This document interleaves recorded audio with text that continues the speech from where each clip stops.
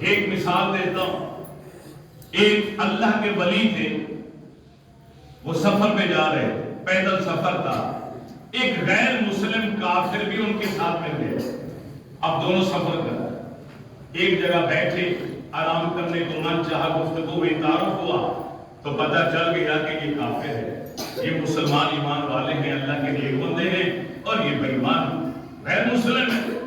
اب جب گفتگو ہوئی تو تھوڑی سی بحث چھڑی. اب بحث چھڑنے کے بعد معاملہ یہاں تک پہنچا کہ امتحان لیا جائے حق پر کون ہے کون نہیں. یہ غیر مسلم یہودی ہے یا یہ مسلمان ہے. مسلمان نے لکڑیاں کٹھی کی، انہیں آگ جلائی، اور جب آگ کے شعلے بلند ہوئے اس کافر سے کہا اپنا ہاتھ آگ میں ڈال. میں بھی اپنا ہاتھ آگ میں ڈال. دونوں اپنا اپنا ہاتھ ڈالتے ہیں. جس کا ہاتھ جل جائے وہ باطل ہو گیا، جس کا ہاتھ صحیح سلامت نکل آئے سمجھے وہ حق پر ہے. اب غیر مسلم اندر سے جانتا دم ہے تو قابل غیر مسلم ہو، یہ مسلمان ہے، اس کا ہاتھ بچے گا میرا نہیں بچے گا. اب وہ کام رہا ہے نہیں ڈال. اب جب زیادہ بحث ہوئی اس مسلمان اللہ کے ولی نے اس کا ہاتھ پکڑا اور پکڑ کے زبردستی آگ کے اندر لے، اس کا ہاتھ نہیں چھوڑا، آگ کے اندر اپنا بھی اس کا ہاتھ بھی پکڑ رکھا ہے، آگ کے اندر داخل کر لیا. کافی دیر کے بعد جب ہاتھ باہر نکالا تو نہ اس کا ہاتھ جلا نہ اس کا ہاتھ جلا، دونوں ہاتھ سلامت. اب اللہ کے ولی نے اللہ کی بارگاہ میں رات کو عرض کی، یا اللہ ہمارا تو حق اور باطل کا فیصلہ ہونا تھا، مجھے تو نے جتانا تھا، اس کو شکست دینی تھی، لیکن تو نے کیا کیا کہ تو نے اسے بھی بچا لیا مجھے بھی بچا لیا. تو پتہ کیسے چلے گا کہ حق پر کون ہے کون نہیں؟ تو الہامی طور پہ خبر آئی، جواب آیا، اے میرے نیک بندے ناراض نہ ہو، میں اس کے ہاتھ کو کیسے جلاتا، اس کا ہاتھ تو تیرے ہاتھوں میں تھا، میں نے تو تیری نسبت کو دیکھا. اب اگر ایک غیر مسلم بھی کسی مسلمان کے ہاتھوں میں ہاتھ دے دے، رب اس کو نہیں جلاتا.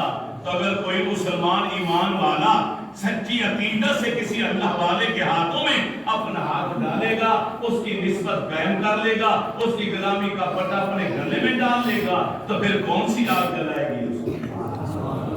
اب یہاں تک اگر بات سمجھ میں آ گئی تو ایک حدیث پاک کے ذریعے میں وضاحت کرنا چاہتا ہوں کہ جب یہ اولیاء قیامت والے دن آئیں گے تو ان کی شان کیا ہو. مسند ابو یعلا کے اندر امام ابو یعلا نے ایک روایت نقل کی.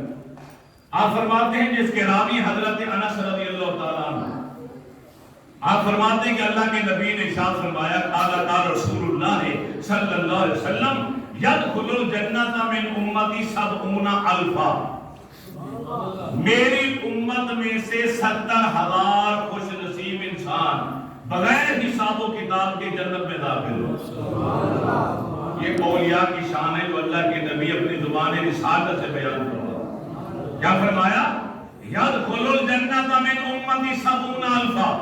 میری امت کے 70,000 افراد بغیر پیشی کے بغیر حساب و کتاب کے جنت میں داخل ہو جائے. اللہ کے رسول نے یہ فرما دیا، صحابہ آپ کی طرف سبحان اللہ ماشاءاللہ بھی کہہ رہے ہیں، لیکن ساتھ ہی سوچ میں ڈوب گئے.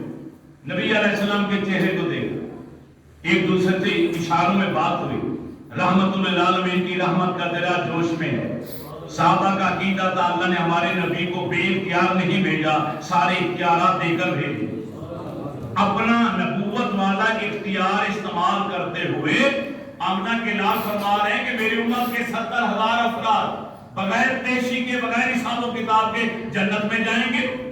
تو اب صحابہ یکجا ہو کر عرض کرتے ہیں، قالو زدنا یا رسول اللہ، اے اللہ کے رسول صلی اللہ علیہ وسلم آپ کی امت بہت زیادہ ہے، 70,000 کی تعداد بہت کم ہے، آقا اضافہ فرما دیجیے.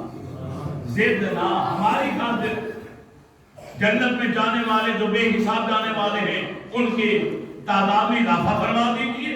رب نے آپ کو اختیار دیا ہے، اضافہ فرمائیے. جب صحابہ نے یہ جملہ بولا، آگے میرے رسول نے یہ نہیں فرمایا کہ میرے اختیار میں جو کوئی تھا میں نے کہہ دیا، اس سے آگے میں کچھ نہیں کہہ سکتا، نہیں، بلکہ آپ مسکراتے مسکرا کے آپ نے فرمایا، تعالیٰ اِنَّ لِكُلِّ رَجُلٍ 70,000. ارے 70,000 افراد جنت میں جائیں گے بغیر حساب و کتاب کے۔ اب آپ لوگوں نے فرمائش کی تو اب سنو، یہ جو 70,000 جا رہے ہوں گے ان میں سے ہر ولی کے پیچھے پیچھے پھر 70,000 بھی جا رہے ہوں۔ 70,000 بغیر پیشی کے بغیر حساب و کتاب کے جنتی۔ لِكُلِّ رَجُلٍ 70,000، ہر مرد جو جا رہا ہے ہر ایک کے لیے پھر 70,000 افراد جنت میں جا رہے ہوں۔ قالوا زدنا یا رسول اللہ، ہمارے ماں باپ پر قربان جائے میرے آقا، یہ تعداد بھی کم ہے، آپ کی امت بہت زیادہ ہے، اگر اس میں اور زیادہ اضافہ فرمائیے۔ حضرت انس کہتے ہیں مکانہ علی کثیر، ہم نیچے کھڑے تھے، رسول اللہ صلی اللہ علیہ وسلم ریت کے اونچے ٹیلے پر کھڑے تھے۔ اب ریت کے ٹیلے پر مکانہ علی کثیر، ریت کے ٹیلے پر کھڑے ہیں، ہم نیچے کھڑے ہیں۔ جب ہم نے پھر فرمائش کی زدنا یا رسول اللہ، اللہ کے رسول اضافہ فرمائیے، تو آپ نے کیا کیا؟ فحساب یدہ، آپ نے جھک کر ریت میں سے نبوت والے دونوں ہاتھوں سے لپ بھرا ریت کا، ریت کا لپ نبوت والے ہاتھوں میں بھرا اور بھر کے صحابہ سے کہا یہ لوگ اتنے اور دے۔ اب میں آپ سے پوچھنا چاہتا ہوں، ہے دنیا کا کوئی کیلکولیٹر حساب دان کہ جو حساب لگائے کہ آمنہ کے لال کے نبوت والے دونوں ہاتھوں میں ریت کے کتنے ذرات آئے تھے؟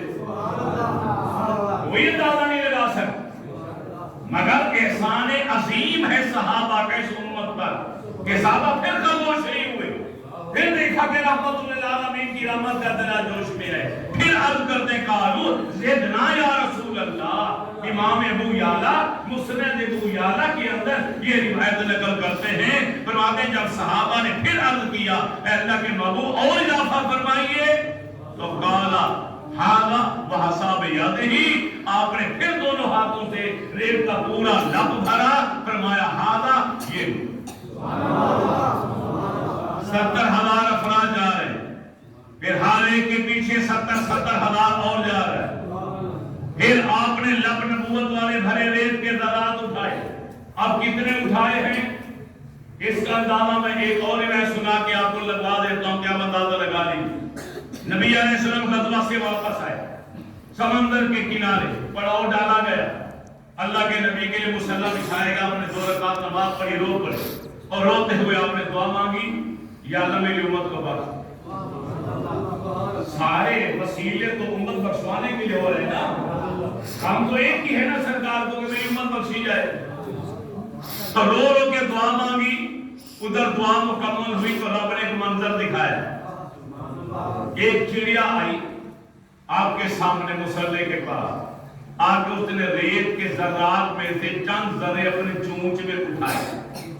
چڑیا کی چونچ میں کتنے ذرات آئے ہوں گے؟ تو بہت تو نہیں نہ آ سکتا، چند ذرے ریت کے اٹھائے اور سرکار کے سامنے پوری صحابہ دیکھ رہے ہیں اور سمندر کے پانی میں وہ چند ذرے ڈال دیے، پھر اڑ کر آئی، پھر چونچ میں چند ذرے لیے، پھر جا کے پانی کے اندر ڈالا، پھر تیسری بار آئی، پھر چونچ میں چند ذرے ریت کے لیے اور پھر جا کے ڈال دی اور پھر اڑ کے چلی گئی۔ اب صحابہ حیران ہیں یہ منظر کیا ہے؟ اللہ کے محبوب نے پوری امت کی بخشش کے لیے دعا مانگی، رب نے منظر کیا دکھایا؟ اتنے میں جبرائیل علیہ السلام آیا، اللہ کا سلام پہنچایا اور ساتھ عرض کیا یا رسول اللہ صلی اللہ علیہ وسلم، اللہ تعالیٰ یہ فرما رہا ہے میرے محبوب سے کہو کہ جس طرح چڑیا کی چونچ میں ریت کے ذرات آئے ہیں، کتنے آئے ہوں گے؟ معمولی سے چند دانے سمندر کے اندر ڈالے اس نے، کیا سمندر کو فرق پڑا؟ نہیں پڑا۔ فرمایا اللہ کو دکھانا یہ چاہتا ہے محبوب امت کا غم نہ کر، تیری خاطر میں تیری ساری امت کے گناہ بخش بھی دوں گا، تو میری رحمت و سمندر کے مانند ہے، میری رحمت کو پھر بھی کوئی فرق نہیں پڑتا۔ چڑیا کی چونچ میں چند ریت کے ذرات آئے تو ان کے بدلے پوری امت بخشنے کا اشارہ ہوا۔ اب یہاں تو میرے نبی نے نبوت والے لاکھوں بھر بھر کے ڈالے۔ جب اتنی رحمت صحابہ نے دیکھی تو صحابہ آپے سے باہر ہو گئے، بچ کی کیفیت جاری ہو گئی۔ اب صحابہ بول پڑے بس کیجئے یا رسول اللہ، قالوا عباد اللہ من دخل النار بعد هذا، یا رسول اللہ بس اتنا ہی کافی ہے، اتنی اتنی رحمت کے بعد، اتنی مغفرت کے بعد، اتنی کرم نوازی کے بعد اگر کوئی آپ کا امتی اب دوزخ میں جاتا ہے، ہمیں اس کی کوئی حال و پرواہ نہیں، جاتا ہے تو چلا جائے، اب ہمیں اور کچھ نہیں چاہیے۔